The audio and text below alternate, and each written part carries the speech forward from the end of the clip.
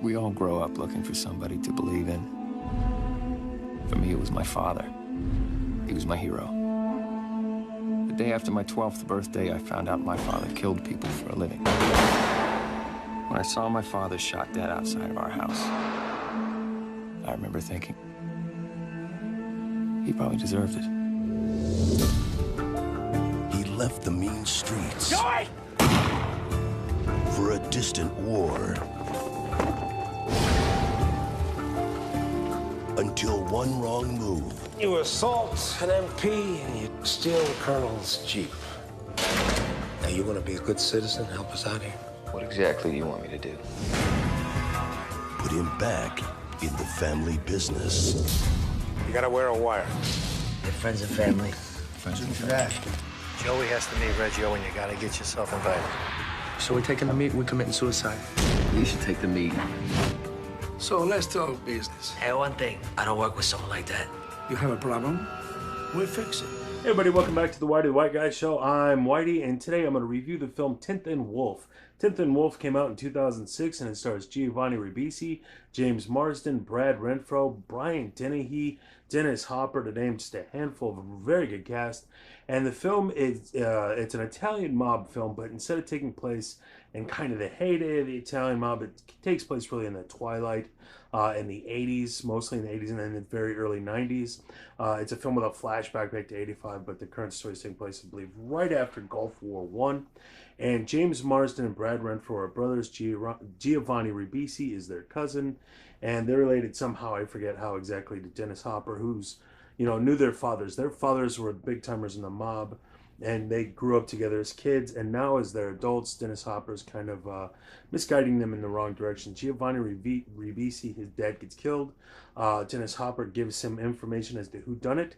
He goes to go kill the guy. James Marsden tries to stop him, and as he's trying to stop him from killing the guy, he gets shot. James Marsden, that is, gets shot in the abdomen, ends up going into the Marines. Gulf War I happens. James Marsden gets in trouble with some MPs. He hits an MP in the face because he got drunk and went to go kill Saddam Hussein after the Clinton administration brokered a deal to let Saddam Hussein go.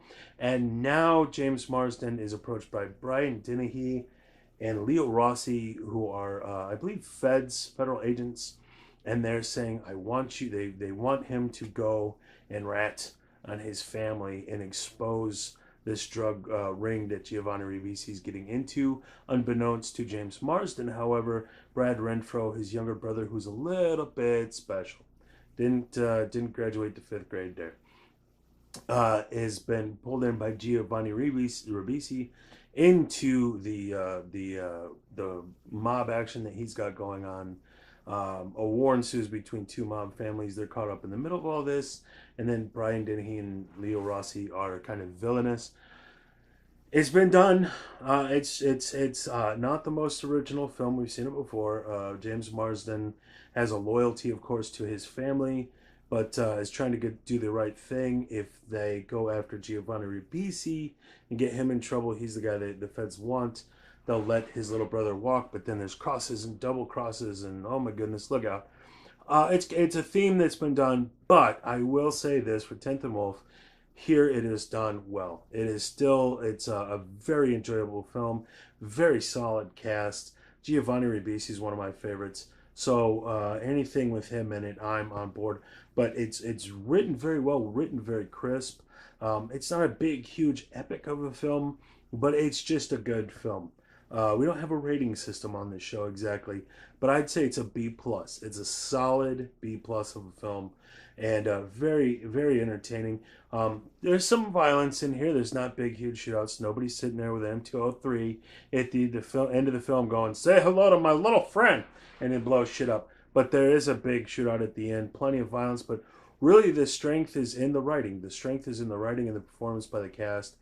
These three family members, Giovanni Ribisi, James Marsden, Brad Renfro, very likable as you follow them around, especially James Marsden and Giovanni Ribisi. They have there's that loyalty there, but Giovanni Ribisi begins to suspect that something's up with James Marsden, and they're torn between their loyalty to one another and the circumstances that they just kind of found themselves in. Brad Renfro plays a very sympathetic character. Sadly, he dies in real life not too long after this, and it's too bad because it's an excellent performance by him. He does a very good job. It's one of those things where I think he had been out of the game for a while, and then he gives this performance. Go, wow, he's going to come back and beat him, and then he overdosed, unfortunately, and died. But James Marsden was just kind of coming up. I think this is one of his early projects. It may be one of his the first lead role that he was in, and he does a very good job. Giovanni Ribisi, of course, is excellent. Brian Dennehy, Dennis Hopper, Leo Rossi, they come in as the veteran actors, and again, excellent cast. They all do a very good job. Very good film. It's just not epic. It just lacks that epic Scarface or Casino or Goodfellas. It's not quite epic, but it is still very entertaining. It's still a very good film. I highly recommend it. Go check it out. There's not a whole lot more I can add to it. You know, it's an Italian mob film. You got some shoot 'em up. You got some love interests or some titties and hand grenades. It's pretty titties and hand grenades. Here, 10th the Wolf. So that's it from the Whitey the White Guy Show. I'm Whitey. So thanks for watching and good journey.